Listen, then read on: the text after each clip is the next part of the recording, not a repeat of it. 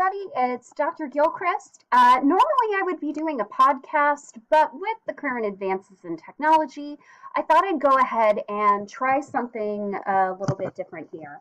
So, today we are going to be doing a screencast with a little bit of video cut in here and there to kind of help make this slightly more interactive than just me reading a bunch of slides at you all the time. So, I want to make sure that we have time to cover the rest of learning and conditioning before your exam. Now, because we are losing 2 Mondays, this of course makes what's going to be on our exam a little bit trickier. And so instead of having 3 chapters on the exam, and based on what we were able to cover on Friday, I'm kind of leaning more towards having it cover sensation and perception, learning and conditioning, and maybe the first half of memory if we're lucky, because we've already lost about 2 days of lecture that we would have had otherwise. So I will make sure that we cover what we need to cover with memory, and I might do a podcast or a screencast here or there so you can kind of follow along and get a feel for things. We do have a special guest with us here today. Let's see if I can locate him for you a little bit. This is Earl. Hi, Earl. I heard your name. But we're going to talk about Earl a little bit later, so maybe I'll bring him up to the screen. Maybe you'll be able to see him a little bit because there's no way on earth I would ever bring him to class. So the last time we were here, we were talking about the different types of reinforcement schedules.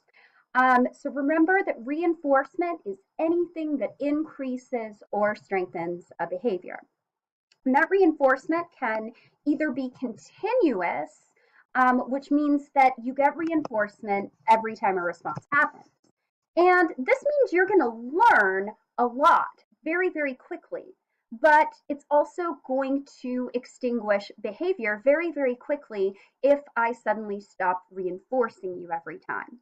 On the other hand, partial reinforcement occurs when I only reinforce a response part of the time. And what this means is that the learning is going to occur a lot more slowly, but it's generally going to be stronger, and it's going to be a lot more resistant to extinction over time.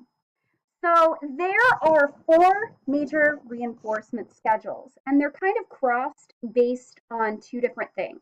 So first of all, are we reinforcing based on a number of responses, or are we reinforcing on the basis of a time interval? Additionally, is this always going to occur a set number of times or for a set duration, or can it vary? When you cross those 4 different factors together, you get 4 possible schedules of reinforcement. So the very first one we're going to talk about is called a fixed ratio schedule.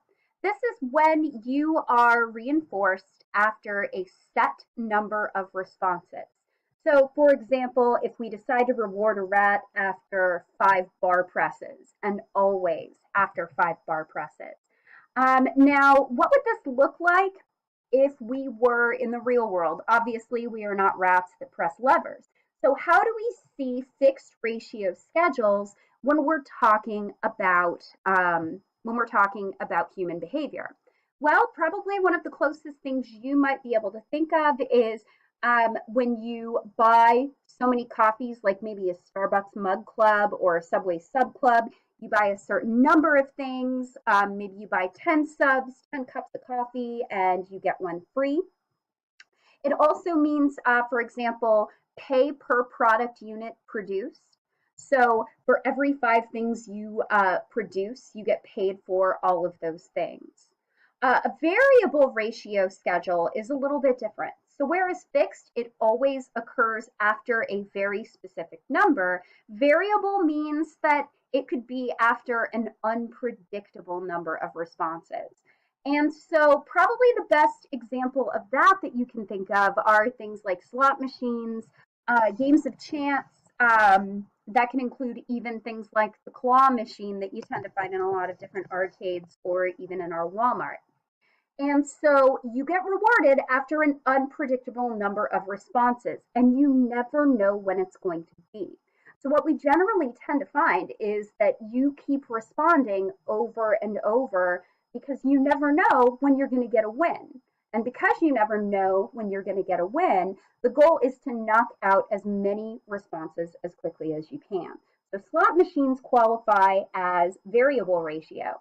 Let's say I play slot machines. I generally don't because I would probably lose all of my money. But let's say I played a slot machine and it paid out after 250 plays. Now, you come up after me, you could very well get one after one play or 5 plays. It's variable, it's unpredictable. The next are the interval schedules. These are when you get reinforced after a time period.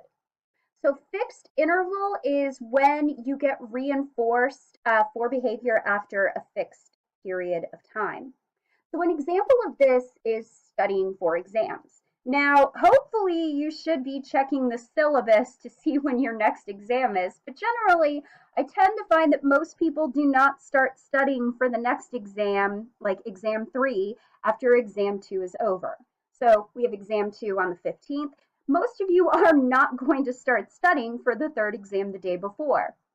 But as we get closer and closer to the date that is fixed in time, your behavior is going to increase. You're going to start studying more because we all love to procrastinate.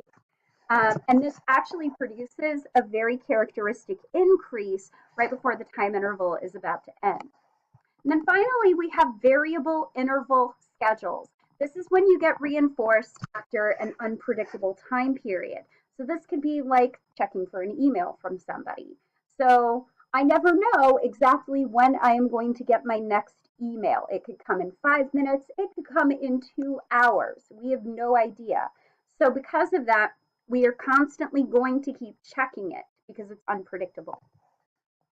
So the general principles of these partial schedules is that when you link reinforcement to a number of responses, as you can see here, you're going to tend to find that there is a much higher response rate.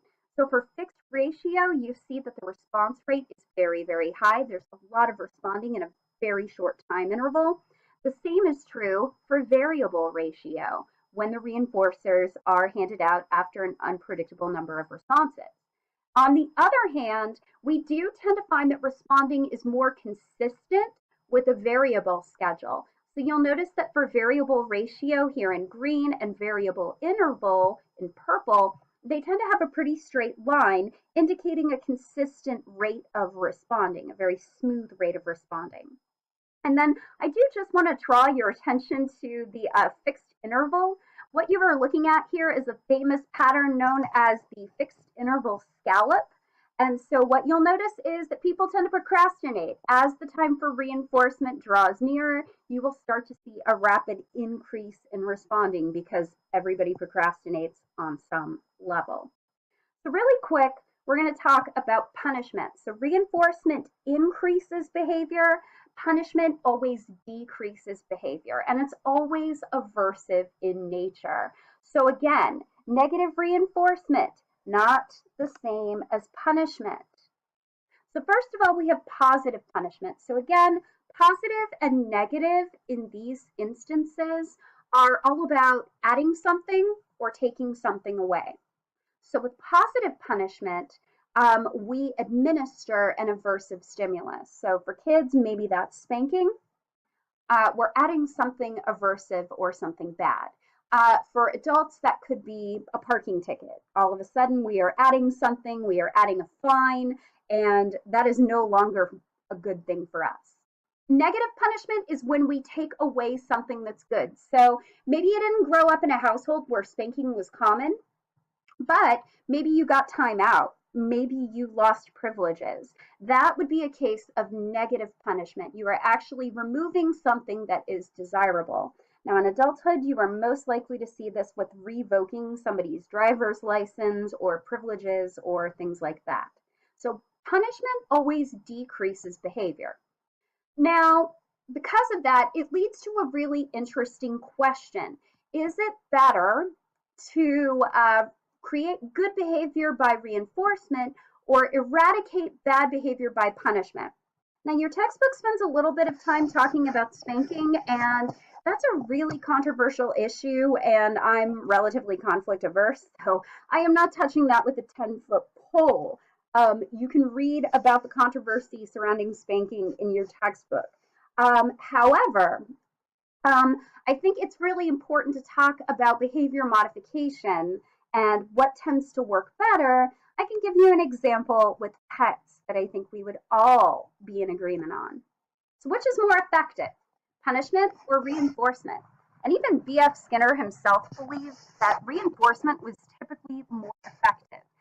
It doesn't create behavior modification if you are telling somebody what they're not supposed to be doing, but you don't really give them an opportunity to explain what they should be doing right. If you're only punishing what they're doing wrong and you're not telling them what they're doing right, punishment's not going to be very effective. And if that's the case, why not just do reinforcement? Well, here's kind of a real life example for you. So, this is my cat Earl in this picture. Yeah.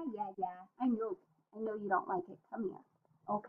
And here he is in real life. He's very, very fluffy. He's also a big scaredy cat. I don't think he likes being. I don't. Wait. There you are. Okay. I don't think he likes being on camera. But he is very, very cute. He's also a big scaredy cat. And so, because of that, sometimes when he's scared, he likes to bite. And so let's say he likes to nibble my hand, and let's say I could give him a little smack on his nose or on his paw when he bites. But what's going to end up happening as a result? Well, if I'm creating behavior, if I'm punishing him, that's going to scare him.